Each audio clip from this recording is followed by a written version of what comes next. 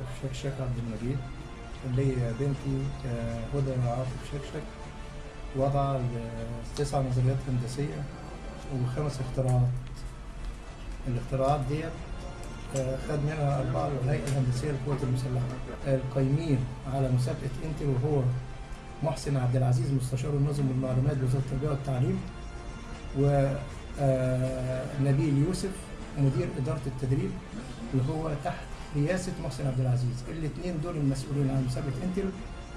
خرجوا أحمد خالص من المسابقة، وده لأن كان في مسابقة في قضايا ضدهم زمان أيام هدى من 2 سنين بسبب سرقة النظريات ومنعها من السفر. فبينتقموا مني بشخص ابني وحرموني من المسابقة. ولما رحت اشتكيت لسيادة الوزير بيقول لي انت رحت ليه النيابة تشتكينا وتعمل؟ قلت له انا ما اشتكيتش حضرتك، انا اشتكيت الناس اللي شغالين في الوزارة، منهم محسن عبد العزيز ونبيل يوسف مستشار الرياضيات، الناس اللي هي اتسببت في منع احمد من انه يسافر بسبب القضايا اللي كانت عليهم. فسيادتك شايف ايه؟ قال لي هو ده هم انا وانا هم، وهو ده اللي عندنا.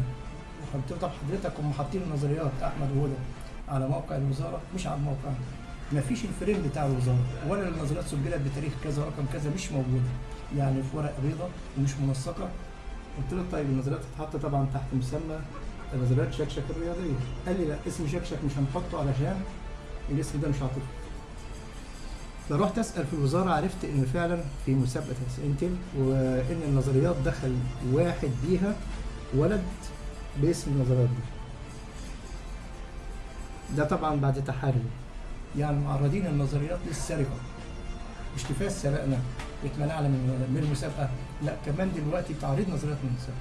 يقول هو ده اللي عندنا نعمل اللي احنا عايزينه، وراح مزعق وخلي النيابه تنفعك تروح للنيابه.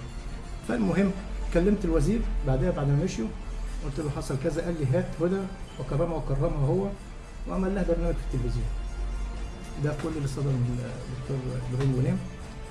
ده في وقتها وقال لي بلاش من قضايا ومشاكل، الحاجات دي بتعمل لنا بلبله وبتاع، عشان خاطري طنش الموضوع. قلت له بس اعرف من سيادتك اسم الواد اللي دخل ودخل بنشاط ايه، اللي دخل بالنظريات دي. قال لي دي عندي وهجيبها. وبعدين بعد كده لا جاب، مفيش حاجه جات لي ولا عرفت اي حاجه بعدها. وطنشت الموضوع على اساس يعني الراجل قال لي مفيش داعي وبتاع. قلت له ماشي. فرحت قابلت الدكتور ابراهيم غنيم المستشار اللي هو الوزير في الوقت الحالي ساعتها، قابلني وقال لي ايه اللي حصل؟ قلت له حصل كذا كذا من مستشار الرياضه، و سيادتك خد اي الاجراءات الرسميه. فانا بعت له وجه قلت له انت حصل منك اللي قلت لي هنشر النظريات كذا بصوره كذا. قال لي لا ده ما حصلش. قلت له انت راجل كذاب. قال لي احنا في رمضان. قلت له انت راجل صايم وكذاب. الرساله اللي انا بوجهها لرئيس الوزراء، هل شكوتي وصلته ولا لا؟ اللي بقى لها شهر ونص اشتكينا وزير التربيه والتعليم ومفيش رد نهائي لحد دلوقتي ولا افاده.